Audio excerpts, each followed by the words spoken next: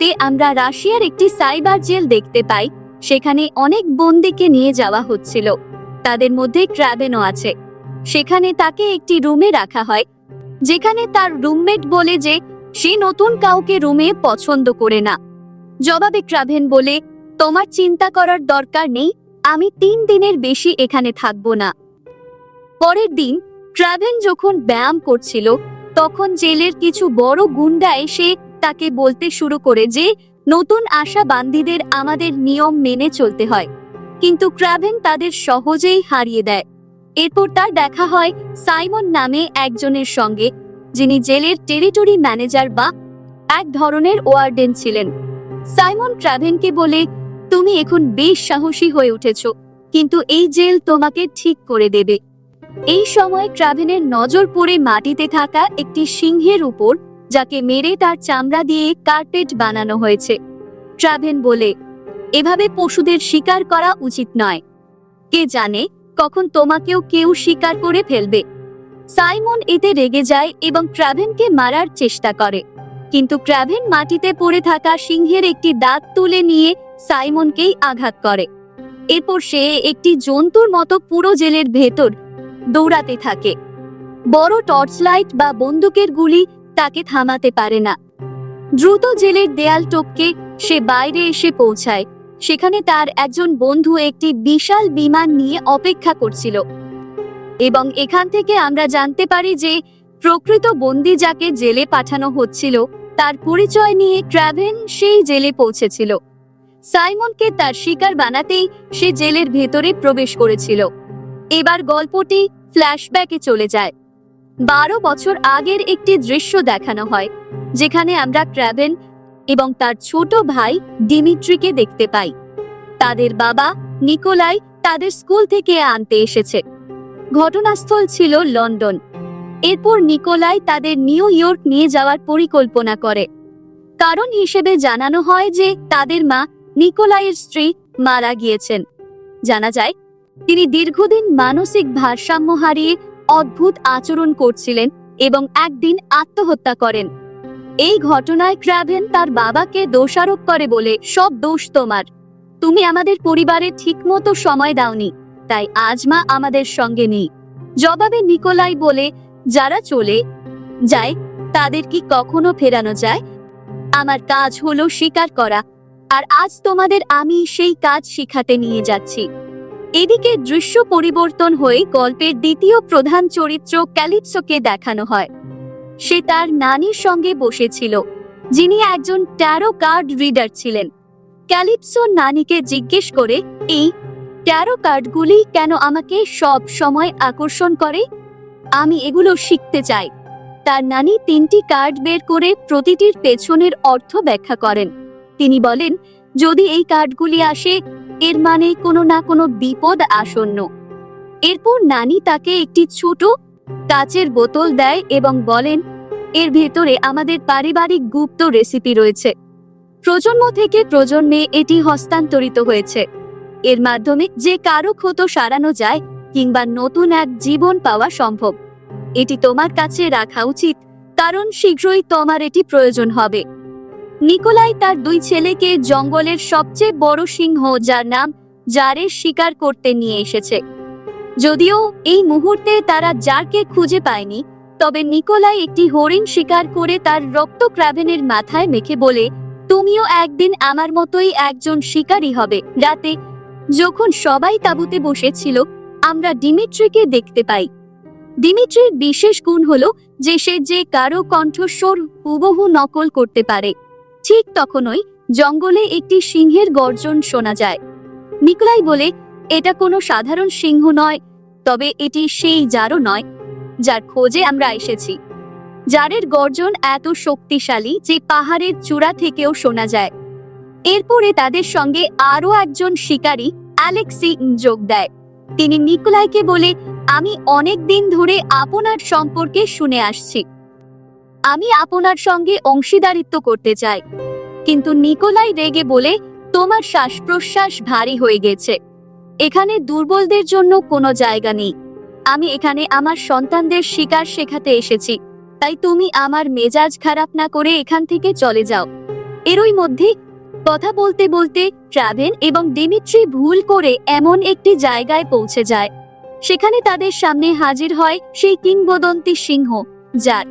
Travel তার ভাই দিমিত্রিকে বাঁচানোর জন্য সামনে এগিয়ে যায় এবং সিংহটির ওপর গুলি চালাতে চেষ্টা করে, কিন্তু জার তৎক্ষণাৎ তার ওপর ঝাঁপিয়ে পড়ে এবং তার কাঁধে আঘাত করে।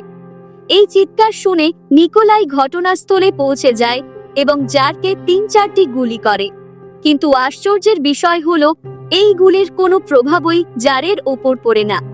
জার ট্রাভেনকে ধরে নিয়ে যায় জঙ্গলের গভীরে। এদিকে আমরা ক্যালিপসোকে দেখতে পাই, সে তার মা বাবার সঙ্গে একটি সাফারি ভ্রমণে আছে। জঙ্গলের প্রাণীদের দেখার উদ্দেশ্যে সেখানে থাকা ক্যালিপসো দূর থেকে ট্রাভেন এবং জারকে দেখতে পায়।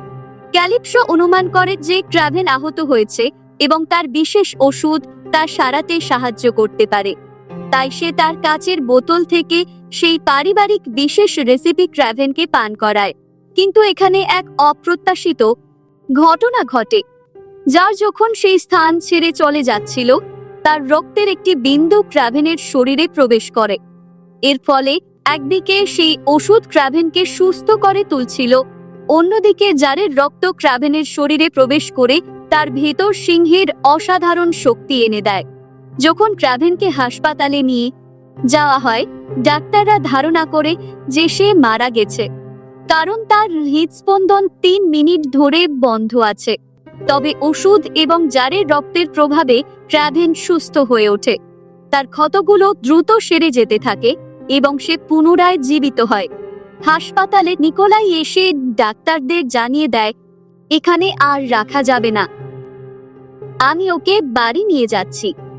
এরপর তিনি ট্রাভেনকে একটি দেয়ালে ঝোলানো সিংহের মাথা দেখায় এবং বলে যে সিংহ তোমাকে কষ্ট দিয়েছিল, আজ তার মাথা এই দেয়ালে টাঙানো। এখন এই পড়াশোনা আর বাচ্চাদের মতো আচরণ ছেড়ে দিয়ে আমাদের মতো শিকারীর দলে যোগ দেওয়া উচিত, কারণ ভবিষ্যতে আমার পুরো ব্যবসা তুমি সামলাবে। কিন্তু ট্রাভেন শিকার করা এবং নিরীহ প্রাণীদের হত্যা করা পছন্দ করত না। ট্রাভেন তখন বুঝতে পারে যে তার বাবা তাকে শিকারী বানাতে চায়। সে সিদ্ধান্ত নেয় যে এই জীবন তার জন্য নয়, তাই সে সিদ্ধান্ত নেয় যে সে এই বাড়ি থেকে পালিয়ে যাবে। রাতে দিমিত্রি তাকে থামানোর চেষ্টা করে এবং বলে, ভাই, তুমি যদি আমাকে ছেড়ে চলে যাও তবে আমার সঙ্গে আর কে থাকবে? মা চলে গেছে, বাবা আমাকে কোনো সম্মান করে না, শুধু তুমি আছো যার সঙ্গে আমি আমার দুঃখ কষ্ট ভাগ করে নিতে পারি। অন্তত তুমি এখানে থেকে যাও। তবে ট্রাভেন উত্তর দেয়, আমি যদি এখানে থাকি তবে আমাদের বাবা আমাকেও একজন শিকারী বানিয়ে ফেলবে। তাই সে তার ছোট ভাই দিমিত্রিকে বলে, আমি এই বাড়িতে আর থাকতে পারবো না, আমাকে নিজের পথ খুঁজে নিতে হবে। এরপর সে তার ব্যাগ নিয়ে বাড়ি থেকে বেরিয়ে পড়ে। যাত্রাপথে কিছু লোক তাকে প্রশ্ন করে, তুমি বাড়ি ছেড়ে পালাচ্ছ? ট্রাভেন উত্তর দেয়, হ্যাঁ, আমি রাশিয়ায় যাচ্ছি। তারপর সে একটি জাহাজে চড়ে তার নতুন জীবনের দিকে যাত্রা শুরু করে। মাঝপথে কিছু বিশাল সিংহের বন্য ষাঁড় তার সামনে আসে, তবে তাদের মধ্যে একটি ষাঁড় ট্রাভেনের প্রাণ বাঁচায়। ট্রাভেনের চোখে সেই ষাঁড় একজন রাজার মতো দেখায়। এই ষাঁড় ভবিষ্যতে ট্রাভেনকে সাহায্য করবে। কিভাবে, তা গল্পের পরবর্তী অংশে প্রকাশ পাবে। পথ চলতে চলতে ট্রাভেন তার মায়ের পুরনো ঠিকানায় পৌঁছে যায়, যেখানে ছোটবেলায় তারা অনেক মজা করত। রাতের বেলায় ক্ষুধার্ত হয়ে সে শিকারে বের হয়। এখানে আমরা ট্রাভেনের নতুন পাওয়ারগুলো দেখতে পাই। তার গতি, শক্তি এবং লাফানোর ক্ষমতা এখন অনেক গুণ বেড়ে গেছে। এমন সময় দূরে গুলির শব্দ শুনে সে একটি গাছে উঠে পরিস্থিতি পর্যবেক্ষণ করে। সে দেখতে পায় কয়েকজন শিকারী বন্য ষাঁড়দের শিকার করছে এবং তাদের শিং কেটে নিচ্ছে। ট্রাভেন দ্রুত সেখানে পৌঁছায়, কিন্তু ততক্ষণে শিকারীরা অনেকগুলো ষাঁড়ের শিং কেটে ফেলেছে। ট্রাভেন তাদের সামনে এসে বলে, যদি তোমরা বাঁচতে চাও তবে এখান থেকে চলে যাও, আজকে আমি মাফ করলাম, কিন্তু যদি আবার তোমাদের দেখতে পাই তাহলে রেহাই পাবে না।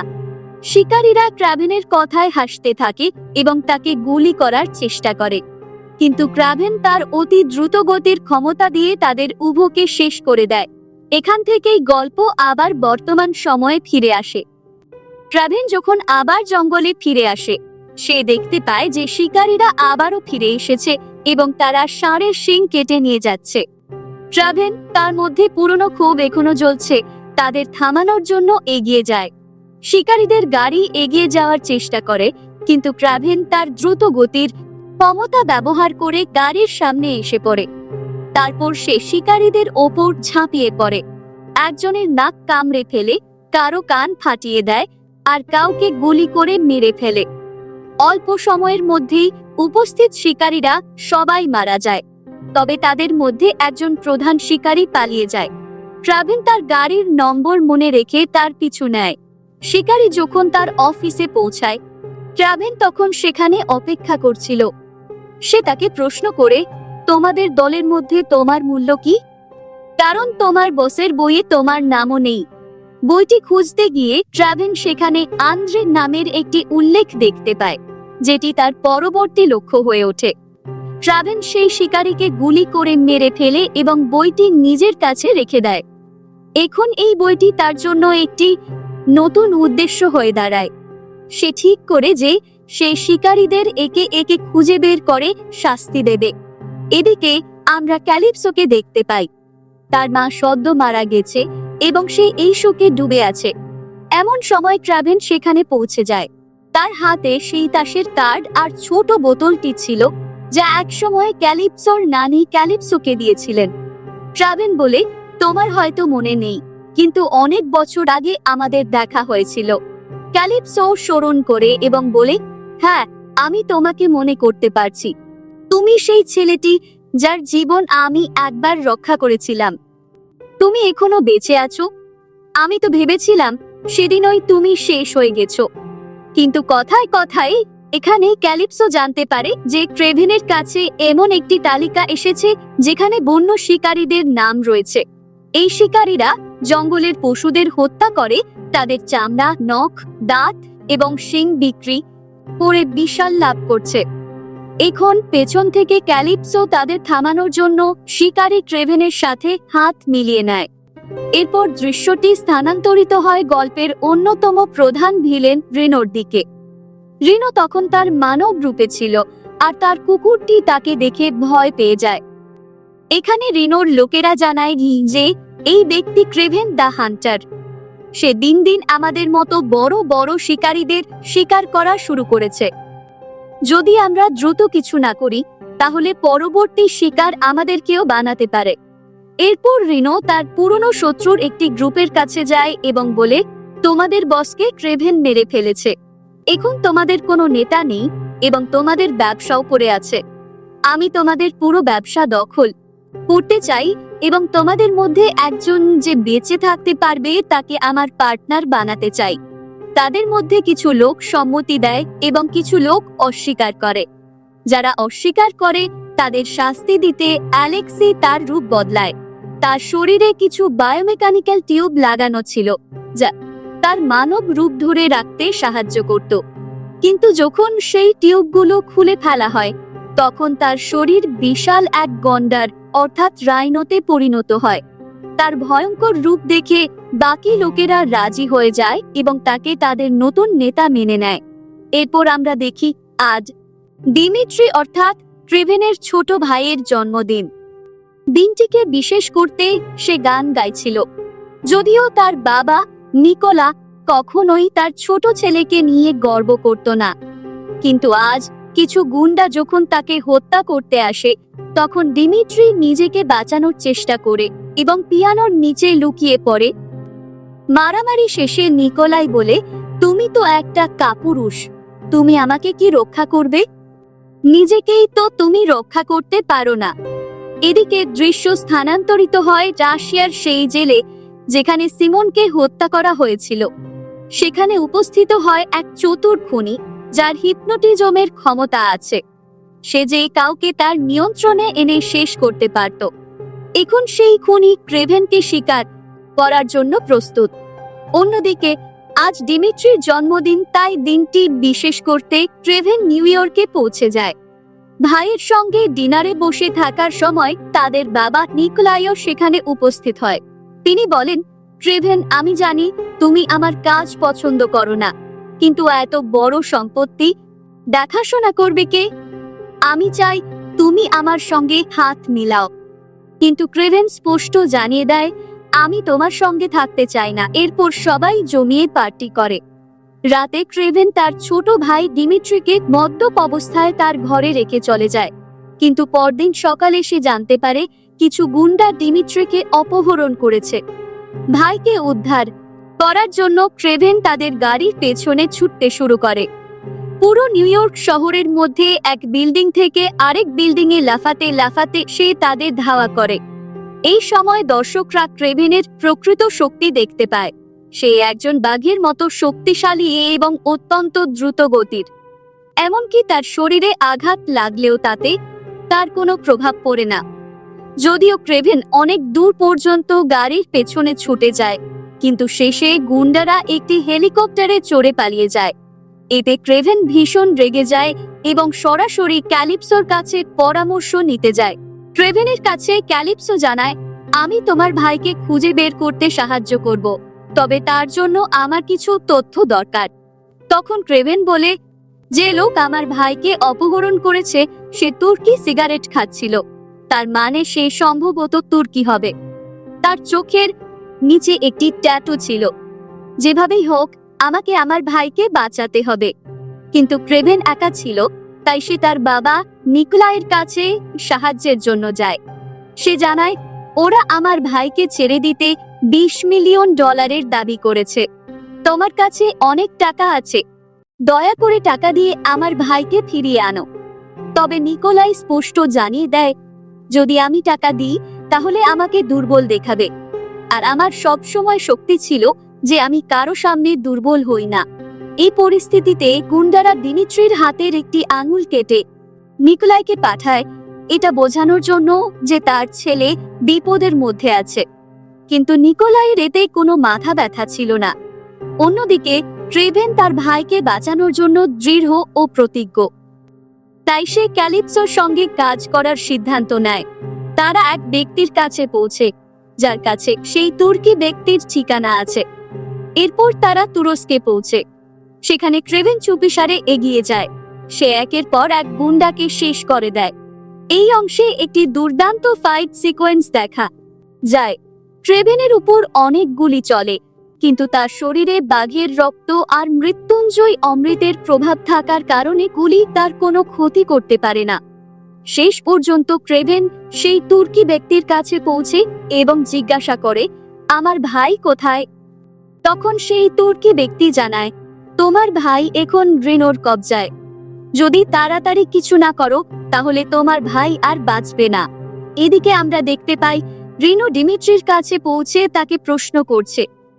এখানে রিনো ডিমিট্রিকে প্রলোভন দিয়ে বলে, তোমার পরিবারে তো তোমার কোনো সম্মান নেই, তোমার বাবা সব সময় তোমাকে অক্ষম মনে করে। যদি তুমি আমার সঙ্গে হাত মেলাও, আমি তোমার বাবা আর ভাইকে সরিয়ে দিয়ে তোমাকে তোমার বাবার স্থানে বসাবো। তোমার ব্যবসা আমি টেক ওভার করব এবং আমি তোমাকে সেই সম্মান দেব যা তুমি চেয়েছিলে। আমার পার্টনার হলে আমি তোমাকে এমন ক্ষমতা দেব যা তুমি কখনো কল্পনা করনি। এদিকে ক্রেভেন জানতে পারে যে তার আসল শত্রু রিনো। তাই সে নিজের বাড়িতে ফিরে যায়, কারণ তাকে একটি বড় যুদ্ধের জন্য প্রস্তুতি নিতে হবে। ক্যালিপসো তার সঙ্গে থাকে। ক্রেভেনের বাড়িতে ক্যালিপসো ঘোরাঘুরি করার সময় একটি বোতাম চাপ দেয়। তখন সে দেখতে পায় শিকার করার জন্য ক্রেভেনের কাছে বিভিন্ন ধরনের অস্ত্র, যেমন তীরধনুক, তলোয়ার এবং বেশ কিছু অদ্ভুত অস্ত্র রয়েছে। ক্যালিপসো মজা করে বলে, তীর চালানো আমি জানি। কিন্তু ক্রেভেন হেসে বলে, যুদ্ধ হলে পাশে থেকো। এদিকে ডিমিট্রি তার অবস্থানের একটি গুরুত্বপূর্ণ তথ্য ক্রেভেন আর ক্যালিপসোকে দিয়ে দেয়।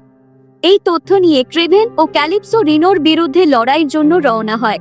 এখানে শুরু হয় এক বিশাল যুদ্ধ।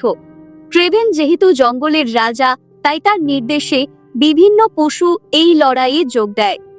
পশুরা দলবদ্ধ হয়ে শত্রুদের আক্রমণ করে।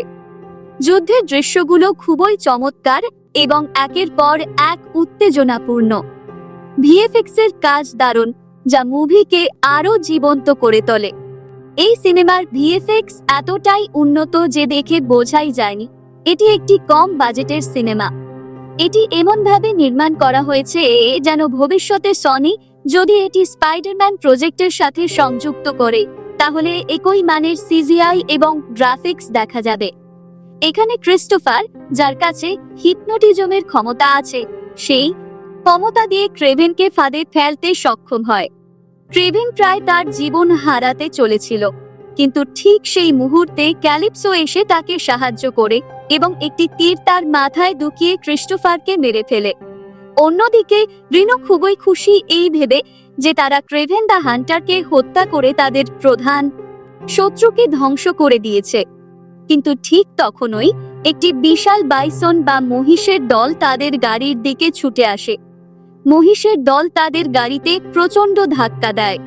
ধাক্কা লাগার আগেই রিনো তার একটি বিশেষ টিউব খুলে নেয় এবং রাইনো বা গন্ডার সদৃশ শক্তিশালী রূপে পরিণত হয়। তার চামড়া এতটাই শক্ত যে ক্রেভেনের ছুরি বা অন্য কোনো অস্ত্র তার গায়ে কোনো প্রভাব ফেলছিল না। এই দুই শক্তিশালী যোদ্ধার মধ্যে একটি দুর্দান্ত লড়াই হয়। দুজনেই একে অপরকে পরাজিত করার জন্য সর্বোচ্চ চেষ্টা চালায়।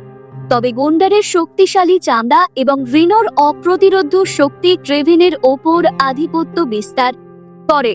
এমনকি রিনো তার ওপর একটি বাস তুলে ছুঁড়ে ফেলে, কিন্তু ক্রেভেন, তার শরীরে সিংহের মতো দ্রুততা রয়েছে, দ্রুত সেই বাসের তলা থেকে বেরিয়ে আসে এবং রিনোর পেটের কাছে একটি লোহার রড ঢুকিয়ে দেয়। এই জায়গাটি ছিল সেই জায়গা যেখানে রিনো তার টিউবটি ইনসার্ট করত। এই আঘাতে রিনো দুর্বল হয়ে পড়ে, তবে পুরোপুরি পরাস্ত হয় না। তখন ক্রেভেন তার সহযোগী বাইসনদের আবার ডাক দেয়। বাইসনের দল এসে রিনোকে প্রচন্ড ধাক্কা দেয় এবং তার শরীরের হাড়গোড় ভেঙে ফেলে। শেষ পর্যন্ত রিনো এতটাই ক্ষতিগ্রস্ত হয় যে সে আর লড়াই চালিয়ে যেতে পারে না। ক্রেভেন তাকে সম্পূর্ণভাবে পরাস্ত করে এবং তার শিকারীর পরিচয় প্রমাণ করে। এই গল্পের শেষ পর্যায়ে ক্রেভেন তার শেষ শিকার অর্থাৎ তার নিজের বাবার সামনে উপস্থিত হয়। সে বলে যে বড় বড় শিকারীদের আমাকে শিকার করতে হতো, তাদের শিকার আমি করে ফেলেছি, এখন আপনার পালা। আমি চাইলে বহু আগে আপনাকে মেরে ফেলতে পারতাম, কিন্তু আপনি আমার বাবা। আমি আপনাকে সম্মান করতাম এবং আশা করতাম যে একদিন আপনি থেমে যাবেন, কিন্তু আপনি থামার কথা কখনোই ভাবেননি। নিকোলাই উত্তরে বলে যে কাজ আমি শুরু করেছি তা আমি আমার মৃত্যুর দিন পর্যন্ত করব। যদি তোমার ইচ্ছা হয় তুমি আমাকে হত্যা করতে পারো। তবে ক্রেভেন তার বাবার ওপর হাত তুলতে অস্বীকৃতি জানায় এবং সেখান থেকে চলে যায়, কিন্তু যাওয়ার আগে সে তার বোনের বন্ধুকে ডেকে আনে। এরপর একটি বিশাল ভালুক এসে নিকোলাইকে আক্রমণ করে এবং তাকে সম্পূর্ণভাবে শেষ করে দেয়। এই ঘটনার পর 1 বছর কেটে যায়। পুরো শিকার খেলা শেষ হয়ে যায় এবং বনের সব প্রাণী মুক্ত ও সুরক্ষিত হয়ে ওঠে। এরই মধ্যে ডিমিট্রির জন্মদিন আসে, যা বিশেষ করতে ক্রেভেন তার সাথে দেখা করতে আসে। সে ডিমিট্রিকে বলে, ভাই, আমি তোমার ওপর গর্বিত, তুমি অবশেষে এই শিকারের বিজনেস ছেড়ে দিয়েছ। কিন্তু ডিমিট্রি উত্তর দেয়, ভাই, এটা তোমার ভুল ধারণা। আমাদের বাবা যে কাজ শুরু করেছিলেন সেটা এখন আমি চালিয়ে যাব। এই কথা শুনে ক্রেভেন হতবাক হয়ে যায়। সে ডিমিট্রিকে বোঝানোর চেষ্টা করে, তুমি কেন এই নোংরা কাজে নামতে চাইছো? কিন্তু তখনই ডিমিট্রি নিজের ভয়ঙ্কর রূপ ধারণ করে এবং ক্রেভেনকে ভয় দেখায়। সে বলে, আমার পথে বাধা দিতে এসো না। আসলে যখন রিনো ডিমিট্রিকে বন্দী করেছিল তখন তাকে একটি বিশেষ ক্ষমতা দিয়েছিল। এই ক্ষমতা ডিমিট্রিকে আরো বিপজ্জনক করে তুলেছে। এই মুহূর্তে গল্প শেষ হয় এবং ডিমিট্রির ভয়ঙ্কর ভবিষ্যৎ নির্দেশ করে। এই সিনেমার শেষের দিকে দেখানো হয় যে বিশেষ ক্ষমতা দেওয়ার কথা বলা হয়েছিল তা ছিল মানুষের ক্ষমতা 10 গুণ বাড়িয়ে দেওয়া। যেমন রিনো, তার মধ্যে শক্তির প্রতি অতিরিক্ত লোভ ছিল, সে গন্ডারের মতো শক্তিশালী হয়ে উঠেছিল। অন্যদিকে ডিমিট্রি, তার মধ্যে মানুষের কণ্ঠস্বর নকল করার ক্ষমতা ছিল। তার ক্ষমতা এতটাই বেড়ে গিয়েছে যে সে এখন পুরোপুরি নিজের চেহারাও পরিবর্তন করতে পারে। এখন ট্রেভেনের সামনে একটি নতুন শিকার বা বলা যায় একটি নতুন শত্রু উপস্থিত হয়েছে। সিনেমার পোস্ট ক্রেডিট দৃশ্যে আমরা দেখতে পাই যে ট্রেভেনের বাবা নিকোলাই তার জন্য একটি বিশেষ জ্যাকেট এবং একটি চিঠি রেখে গিয়েছিলেন। সেই চিঠিতে লেখা আছে, একজন শিকারী কখনো শিকার করা ভুলে না। তুমি একজন প্রকৃত শিকারী এবং তুমি জানো তোমাকে কাকে শিকার করতে হবে। এই দৃশ্য ট্রেভেনকে তার পরবর্তী শিকার অর্থাৎ ডিমিট্রিকে শেষ করার জন্য প্রস্তুত করে এবং এই তীব্র উত্তেজনা ও সাসপেন্সের মধ্য দিয়ে গল্পটি শেষ হয়। হবে পরবর্তী ভিডিওতে।